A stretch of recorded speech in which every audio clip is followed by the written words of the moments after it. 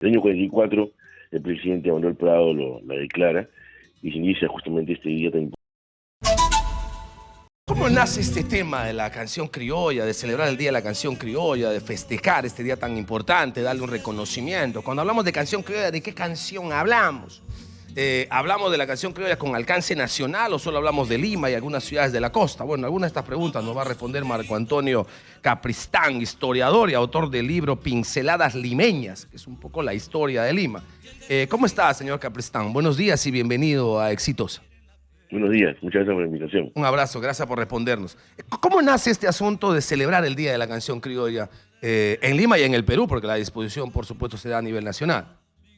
Claro, bueno, si ya en el año 44, bueno, ya hace unos años antes, ya había una gran, un impulso por reconocer la música criolla en todo el Perú, porque era una música que había abarcado gran parte del territorio nacional, especialmente en la costa, pero gran parte del territorio nacional, y se hacía un clamor por reconocerla y evitar de esa manera que se transgiversa quizás algunos contenidos, ¿no? Uh-huh. Entonces, el año 44, el presidente Manuel Prado la declara y se inicia justamente este día tan importante. Ahora, cuando se habla de canción criolla, ¿es la canción que viene de los criollos? Es decir, de esta especie de élite de los españoles nacidos en Perú, ¿o tiene otra connotación cuando se habla de canción o música criolla? No, tiene otra connotación realmente, ¿no? Uh-huh. El criollo hablamos prácticamente, cuando hablamos de los criollos en el sentido de los quienes vivieron acá en el Perú, son aquellos españoles que ya eran hijos españoles, pero habían nacido en estas tierras, ¿no? Uh-huh. Y que sabían que ha incorporado a este territorio. Algo así pasa con la música, ¿no? Es una música que se puede decir son tonadas españolas que se fueron agregando a tonalidades de otras partes del Perú, y nace una música, pero ya es una música que tiene un origen español, pero ya se forma. O sea, nace de la élite, pero se populariza. Se populariza, ¿no? Entonces, y en el fondo, digamos, como el vals, que tiene origen vienés, viene un poco como origen de Europa, ¿no? Correcto, tiene un origen extranjero, pero ya se populariza y se forma, y tiene sus características propias ya en Perú, ¿no? Ahora, cuando hablamos de canción o de música criolla, ¿a qué género aludimos? Aludimos a la música que tiene un origen en el vals, una música costeña, y que tiene acordes también de algunas partes de música peruana, uh-huh, de la sierra inclusive, y que se mezcla con letras de sentimientos populares, ¿no? Ok, digamos, hablamos del vals, hablamos de la polca, hablamos de marinera. A esta música también, o en todo caso, como parte de la música criolla, ¿no se puede incluir el aporte afroperuano o sí? Sí, también. Hay dentro de tondero, música negroide. Correcto. Todas estas músicas, todos estos aportes costeños, básicamente, hemos considerado dentro de la música criolla, ¿no? Uh-huh. Ahora, a partir de 1944 que se oficializa este asunto, ¿cómo es que se celebraba en Lima concretamente?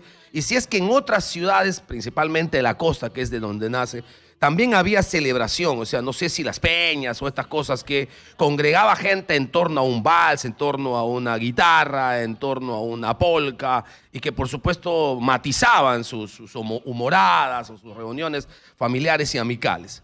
O sea, no había una fecha exclusiva, incluso se buscó una fecha para poder dedicar el día, ¿no?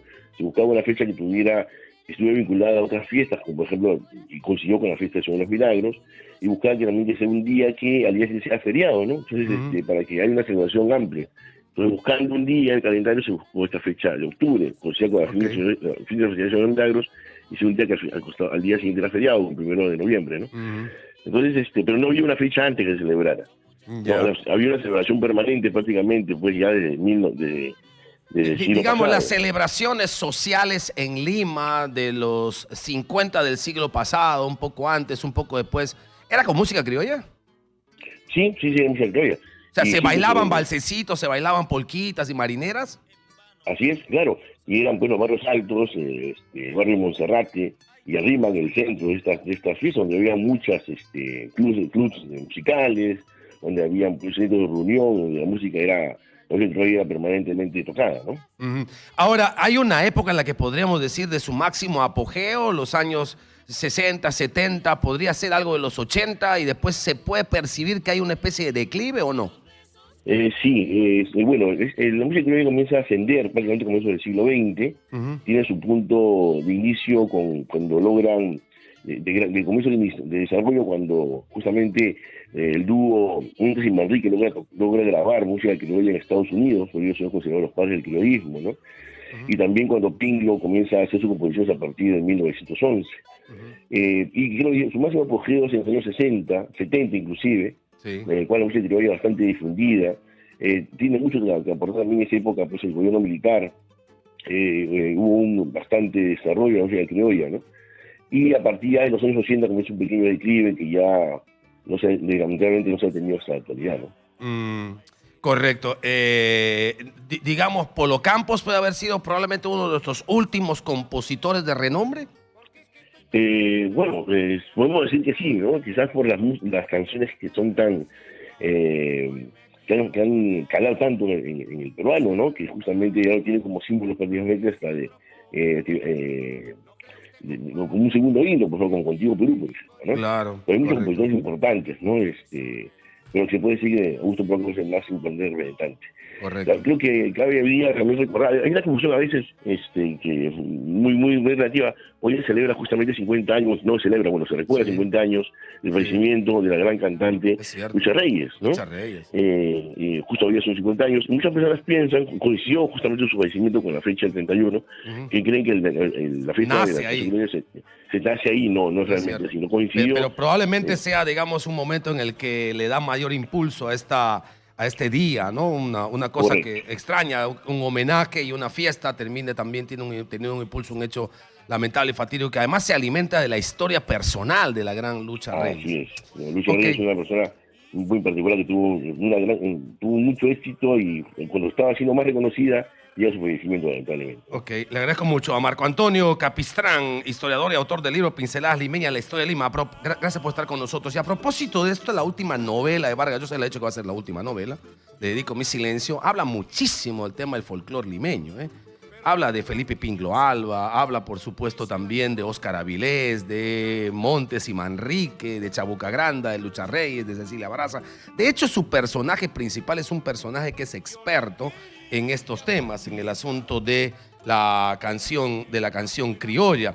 Así que le dedico mi silencio a esta última novela. Lo ha dicho que será su última novela. Va a escribir algo sobre Sartre, que en realidad va a ser más un tema de ensayo, ¿no? No, la última, sí, pues la última novela de ficción, por supuesto. Y él habla de personajes, pero así, Cecilia Barraza, y por ejemplo, el personaje principal de su novela está enamoradísimo de Cecilia Barraza, pero hace la aclaración, por supuesto, que aún naciendo de personajes reales, todo esto es una ficción, ¿no? Así que a propósito del Día de la Canción Criolla, no está mal darle una releída, una ojeada a esta importante obra de Mario Vargas Llosa.